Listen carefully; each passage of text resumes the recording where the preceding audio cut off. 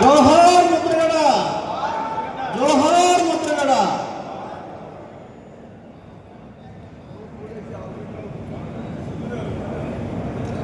నాయకుడు ముద్రగడ పద్మనాభం సంతాప్ జాతీయ పార్టీ అధ్యక్షులుగా చాలా మంది వస్తున్నారు. రాజమండ్రి ఎంపీ మాజీ ఎంపీ గారు ఆయన మాట్లాడారు. ముద్రగడ పద్మనాభం గారు మీకు ఉన్న అనుభవం ఎలా ఉంది? ప్రధానంగా ముద్రగడ పద్మనాభం గారు ఒక చిన్నపిల్లల మనస్తత్వం ఉన్న వ్యక్తి. ఆయన పొలం గురించి ఎంత దూరమైనా వెళ్ళే వ్యక్తి. మరి అలాంటి వ్యక్తి కాపు జాతిలో పుట్టడం అనేది కాపు జాతికి చాలా అదృష్టంగా భావించాలి.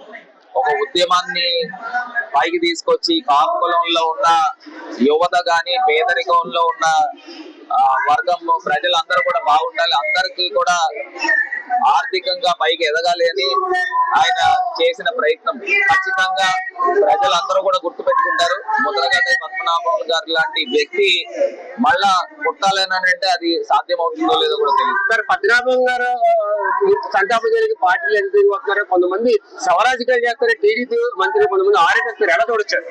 అదేనండి నేను చెప్తా ఉన్నా, ఒకటే అంశం చెప్తా ఉన్నా. ఇప్పుడు ముద్రగడ పద్మనాభం గారు లాంటి వ్యక్తులు గురించి రాజకీయాలు చేయడం అనేది కరెక్ట్ అయిన పద్ధతి కాదు. ఇప్పుడు నిజంగా పార్టీలకు అతీతంగా రావాలి.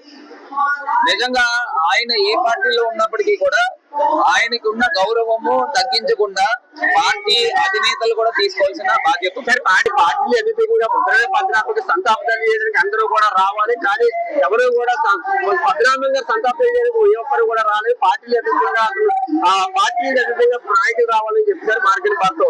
ఇది మొత్తం మీద కాకినాడ జిల్లా కిల్లపూడి తాజా పరిస్థితి. చిన్నతో సిద్ధు రాజు కాకినాడ జిల్లా.